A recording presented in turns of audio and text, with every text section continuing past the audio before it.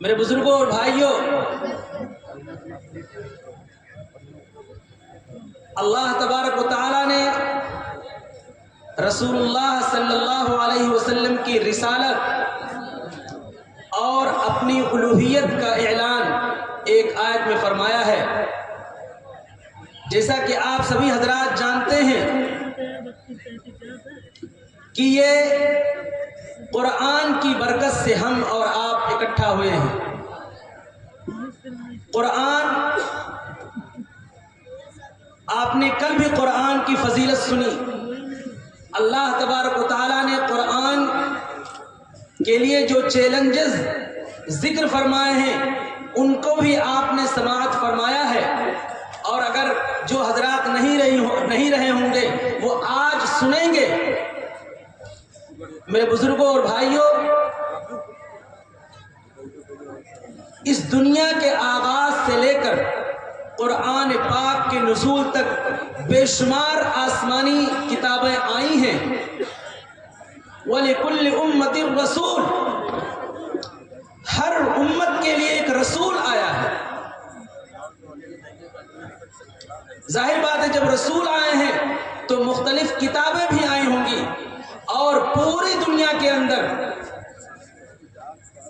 جتنی بھی کتابیں آج تک حضرت محمد الرسول اللہ صلی اللہ علیہ وسلم تک نازل کی گئیں، وہ کتابیں اور قرآن میں کیا فرق ہے؟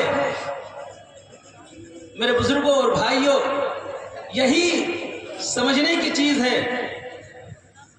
دنیا میں قرآن کے علاوہ جتنی کتابیں نازل ہوئیں وہ سب کے سب ختم ہو گئیں، بدل دی گئیں ان کے امتوں کے ذریعے۔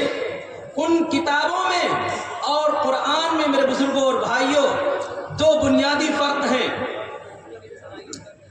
پہلا فرق تو یہ ہے کہ ساری کی ساری کتابوں کی ذمہ داری اللہ تبارک و تعالیٰ نے نہیں لی تھی۔ ان کے تحفظ کی ذمہ داری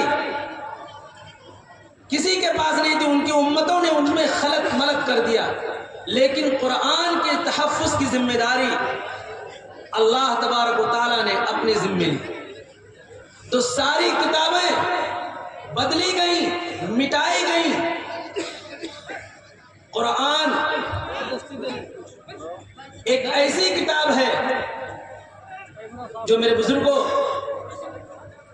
اس وقت سے لے کر اپنے آغاز کے دن سے لے کر اور آج تک اس میں ایک نقطے کا فرق نہیں ہوا۔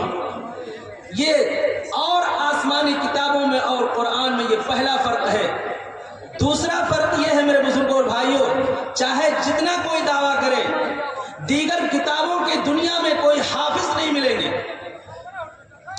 یہ شرف اور امتیاز صرف قرآن پاک کو حاصل ہے کہ دنیا کا کوئی خطہ ایسا نہیں ہے کہ قرآن پاک کے حافظ وہاں موجود نہ ہوں۔ اور انشاءاللہ تا قیام قیامت یہ سلسلہ چلتا رہے گا۔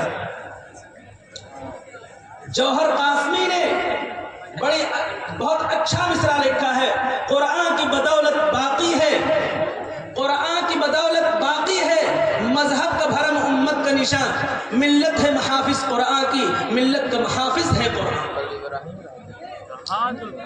قرآن پاک اپنے خدا کی کتاب ہے، دنیا کے ہر سوال کا جس میں جواب ہے۔